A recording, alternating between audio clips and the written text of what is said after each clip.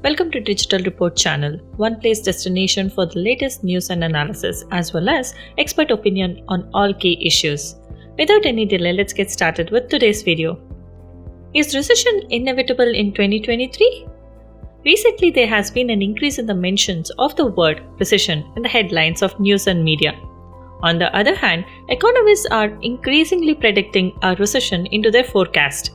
The Wall Street Journal's recent survey of economists suggests that there is a high probability of 63% of a recession occurring within the next 12 months. Today's global economy runs on money, and when the borrowing cost of money rises rapidly in the form of interest rates, growth will slow sharply and pushes the economy to enter a so-called recession. Today's economy looks very different compared to pre-pandemic economy, with inflation as the number one concern for the people globally. Inflation is defined as the rise in prices of goods and services in the economy. In July 2022, the United States experienced an inflation rate of 8.5% as measured by the Consumer Price Index.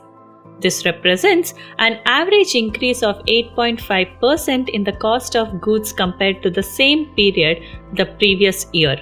Inflation has risen to multi-decade highs in many countries.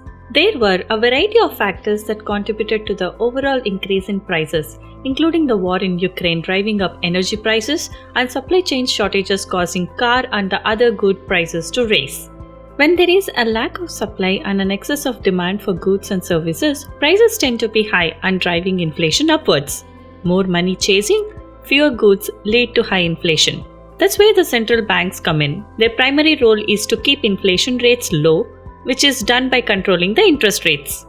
By increasing the interest rate, central banks make it more expensive to borrow money for consumers and businesses. For everyday consumers, higher interest rates mean borrowing becomes more expensive and the mortgage or car loan payments go up drastically, which can make up a big chunk of people's monthly costs. This changes customers' behavior and impact the economy negatively. For example, people might think twice about how often they go out for dinner, whether to take a vacation, or how much to spend around the holiday season. It becomes more expensive to buy goods such as homes, automobiles, furniture, and larger appliances. Borrowing costs don't just rise for individuals, they climb up for businesses too. We all know that growth is fueled by debt, such as taking a business loan to buy new machineries or expanding businesses. When the interest rates are higher, the cost of borrowing money increases, which can make investing in growth less appealing due to the higher cost of capital. The Federal Reserve raised the target federal funds rate to 4.5%, which makes it highest since the Great Depression December 2007. It increased the rate 7 consecutive times this year, and analysts expect more hikes to follow in the early 2023. Steeper interest rates mean you'll pay more for new loans you take on, and any variable rate debt you already have could get more expensive. The effects of the rate hikes by central banks can already be seen. Families and businesses have already started spending less. Housing prices have stalled, and the stock market has pulled back. This leads to less growth, which can cause unemployment to rise and prices stagnate. If demand for a product or service decreases, businesses may not immediately decrease production, resulting in a surplus of supply and contributing to a decline in prices. This can lead to businesses producing fewer goods and services than it did before using fewer resources. This phase of economy is called contraction, where the economic output declines and spirals into a recessionary environment. We have already seen huge number of layoffs across the tech sector this year, suggesting that it could be beginning of the white-collar recession.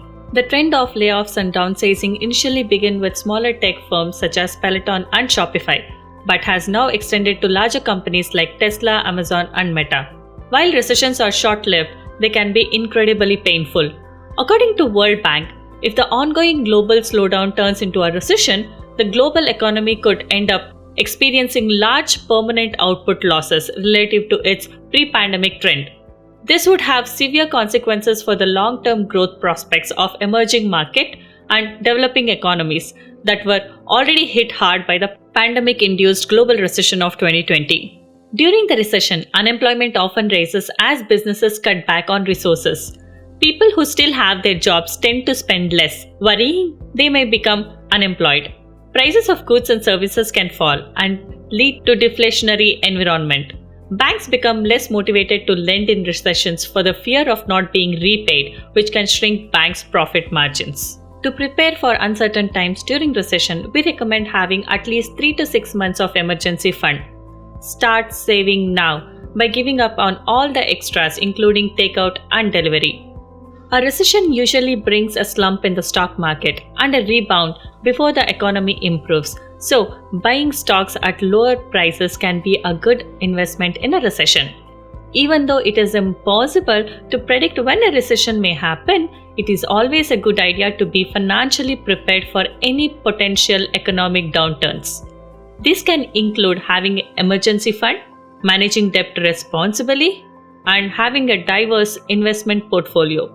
Being prepared can help to mitigate the impact of a recession on your financial situation.